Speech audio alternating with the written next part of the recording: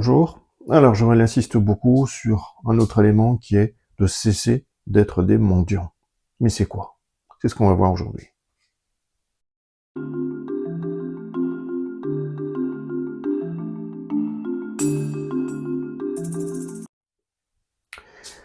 Alors, cesser d'être un mendiant, c'est cesser quand on est face à un bobo du corps, souffrant, ou problème relationnel, ou problème de manque dans la vie, de l'imitation, etc., etc. C'est cesser de vouloir cette chose. C'est cesser d'essayer de l'obtenir. Ça, c'est d'être un mendiant. Et essayer de l'obtenir à travers quelqu'un d'autre, que ce soit un praticien ou autre. C'est toujours se comporter en état de mendiant.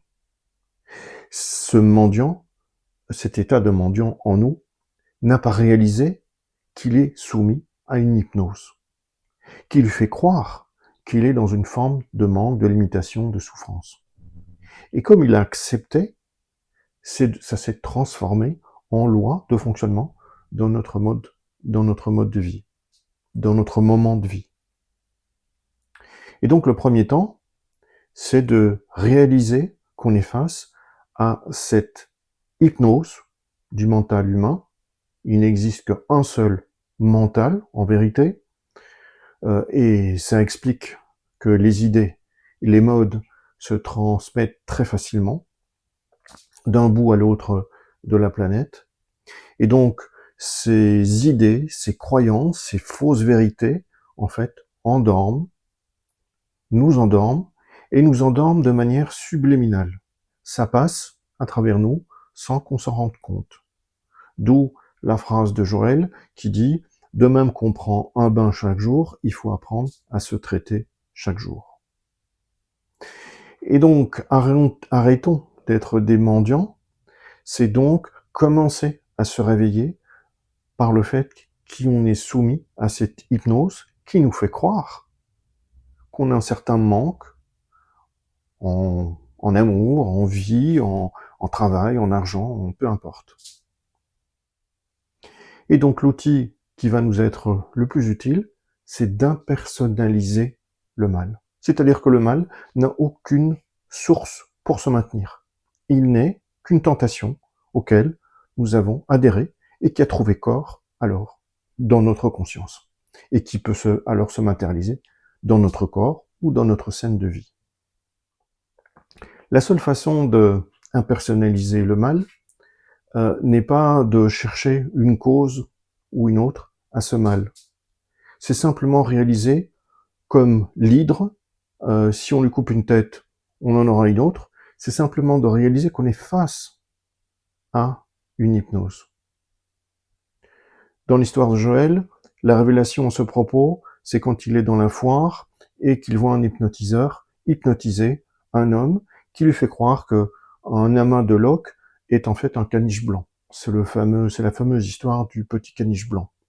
Et cet homme hypnotisé va on va lui faire croire que le caniche blanc est là et qu'il aboie et qu'il attaque cette personne et cette personne se défend de ce qu'elle croit voir. Mais il n'y a pas de caniche blanc.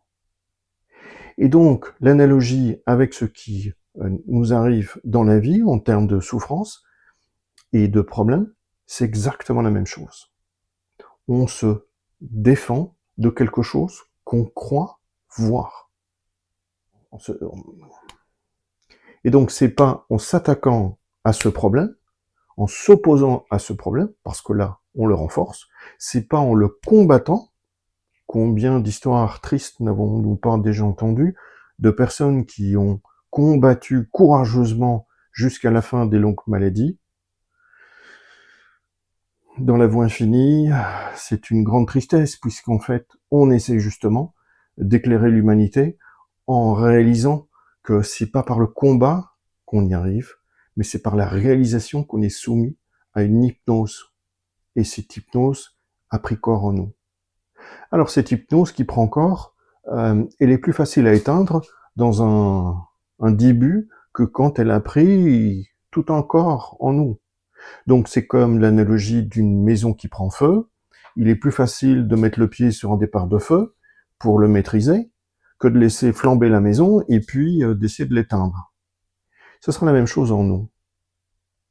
Donc à chaque pensée, chaque observation d'erreur auquel on sera confronté, on va devoir apprendre à impersonnaliser.